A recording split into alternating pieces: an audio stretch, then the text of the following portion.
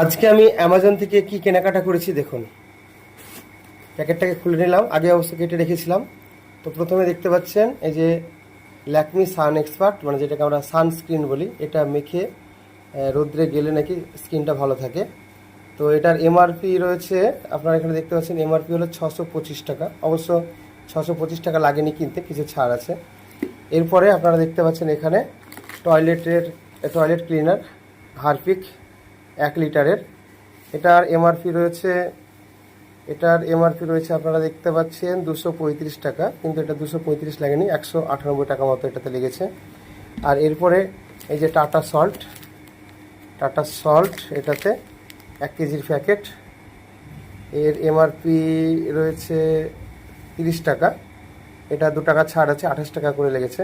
তো 2 packet tata salt.